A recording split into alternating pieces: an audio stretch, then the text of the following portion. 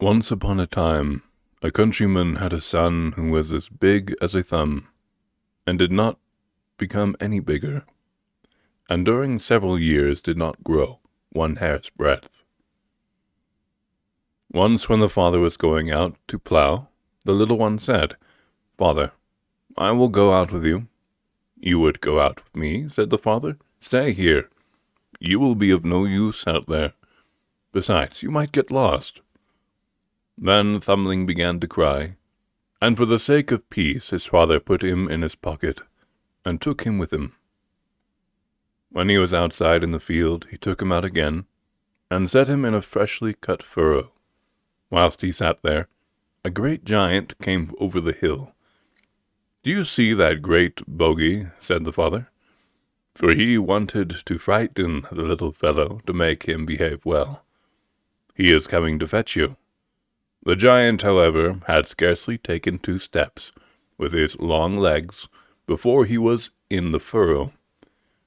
He took up little Thumbling carefully with 2 fingers, examined him, and without saying one word, went away with him. His father stood by, but could not utter a sound for terror, and he thought nothing else but that his child was lost, and that as long as he lived, he should never set eyes on him again. But the giant carried him home, let him suckle at his breast, and Thumbling grew and became tall and strong, after the manner of giants. When 2 years had passed, the old giant took him into the forest, wanted to test him, and said, "Pull up a stick for yourself." Then the boy was already so strong that he tore up a young tree out of the earth by the roots. But the giant thought, "We must do better than that," took him back again, and suckled him 2 years longer. When he tested him, his strength had increased so much that he could tear an old tree out of the ground. That was still not enough for the giant. He again suckled him for 2 years, and when he went with him into the forest and said, "Now just tear up a real stick," the boy tore up the biggest oak tree from the earth, so that it cracked, and that was a mere trifle to him. "Now that will do," said the giant. "You are perfect," and took him back to the field from whence he had brought him. His father was there following the plough. The young giant went up to him and said, "Does my father see what a fine man his son has grown into?" The farmer was alarmed and said, "No, you are not my son. I don't want you. Leave me." "Truly, I am your son. Allow me to do your work. I can plough as well as you, nay, better." "No, no, you are not my son, and you cannot plough. Go away." However, as he was afraid of this great man, he let go of the plough, stepped back, and sat down at the side of the land. Then the youth took the plough, and just grasped it with one hand, but his pressure was so strong that the plough went deep into the earth. The farmer could not bear to see that, and called to him, "If you are determined to plough, you must not press so hard on it. That makes bad work." The youth, however, unharnessed the horses, and drew the plough himself, saying, "Just go home, father, and bid my mother make ready a large dish of food, and in the meantime I will go over the field." Then the farmer went home, and ordered his wife to prepare the food, but the youth ploughed the field, which was 2 acres large, quite alone, and then he harnessed himself to the harrow, and harrowed the whole of the land, using 2 harrows at once. When he had done it, he went into the forest, and pulled up 2 oak trees, laid them across his shoulders, and hung on them 1 harrow behind and 1 before, and also 1 horse behind and 1 before, and carried all as if it had been a bundle of straw to his parents' house. When he entered the yard, his mother did not recognize him, and asked, "Who is that horrible tall man?" The father said, "That is our son." She said, "No, that cannot be our son. We never had such a tall one. Ours was a little thing. She called to him, Go away. We do not want you. The youth was silent, but led his horses to the stable, gave them some oats and hay, and all that they wanted. When he had done this, he went into the parlor, sat down on the bench, and said, Mother, now I should like something to eat. Will it soon be ready? She said, Yes, and brought in 2 immense dishes full of food, which would have been enough to satisfy herself and her husband for a week. The youth, however, ate the whole of it himself, and asked if she had nothing more to set before him. No, she replied, that is all we have. But that was only a taste. I must have more. She did not dare to oppose him, and went and put a huge pig's trough full of food on the fire, and when it was ready, carried it in. At length come a few crumbs, said he, and gobbled all there was. But it was still not sufficient to appease his hunger. Then said he, Father, I see well that I shall never have food enough.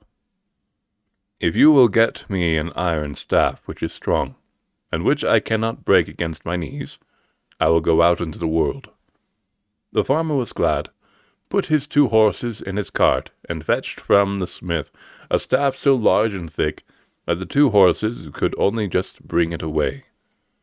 The youth laid it across his knees, and snap, he broke it in 2 in the middle like a beanstalk, and threw it away.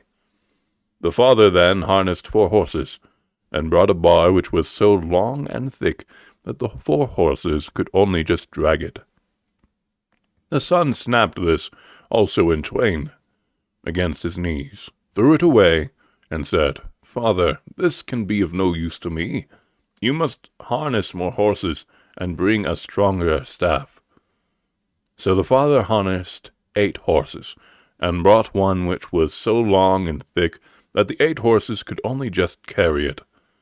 When the son took it in his hand, he immediately snapped off the end of it and said, Father, I see that you will not be able to procure me any such staff as I want. I will remain no longer with you. So he went away, and gave out that he was a smith's apprentice. He arrived at a village wherein lived a smith, who was a stingy fellow, who never did a kindness to anyone, but wanted everything for himself. The youth went into the smithy and asked if he needed a journeyman. Yes, said the smith, and looked at him, and thought, that is a strong fellow who will strike out well, and earn his bread. So he asked, How much wages do you want? I don't want any at all, he replied, only every fortnight, when the other journeymen are paid. I will give you 2 blows, and you must bear them. The miser was heartily satisfied, and thought he would thus save much money. Next morning the strange journeyman was to begin to work, but when the master brought the glowing bar, and the youth struck his first blow, the iron flew asunder, and the anvil sank so deep into the earth that there was no bringing it out again. Then the miser grew angry and said, Oh, but I can't make any use of you. You strike far too powerfully. How much will you have for the 1 blow? Then said he, I will give you only quite a small blow, that's all. And he raised his foot, and gave him such a kick that he flew away over 4 loads of hay. Then he sought out the thickest iron bar in the smithy for himself, took it as a stick in his hand, and went onwards. When he had walked for some time, he came to a small farm, and asked the bailiff if he did not require a headman. Yes, said the bailiff, I can make use of one. You look a capable fellow who can do something. How much a year do you want as wages? He again replied that he wanted no wages at all, but that every year he would give him 3 blows, which he must bear. Then the bailiff was satisfied, for he too was a covetous fellow. Next morning all the servants were to go into the wood, and the others were already up, but the headman was still in bed. Then one of them called to him, "Get up! It is time. We are going into the wood, and you must go with us." "Ah," said he, quite roughly and surlily, "you must go. You may just go. Then I shall be back before any of you." Then the others went to the bailiff and told him that the headman was still lying in bed, and would not go into the wood with them. The bailiff said they were to awaken him again and tell him to harness the horses. The headman, however, said as before, "Just go there. I shall be back again before any of you." Then he stayed in bed 2 hours longer. At length he arose from the feathers. But first he got himself 2 bushels of peas from the loft, and made himself some broth, ate it at his leisure, and when it was done, went and harnessed the horses, and drove into the wood. Not far from the wood was a ravine, through which he had to pass, so he first drove the horses on, and then stopped them, and went behind the cart, took trees and brushwood, and made a great barricade, so that no horses could get through. When he was entering the wood, the others were just driving out of it with their loaded carts to go home. Then he said to them, "Drive on. I will still get home before you do." He did not drive far into the wood, but at once tore 2 of the very largest trees all out of the earth, threw them on his cart, and turned around. When he came to the barricade, the others were still standing there, not able to get through. "Don't you see," said he, "that if you had stayed with me, you would have got home just as quickly, and would have had another hour's sleep?" He now wanted to drive on, but his horses could not work their way through.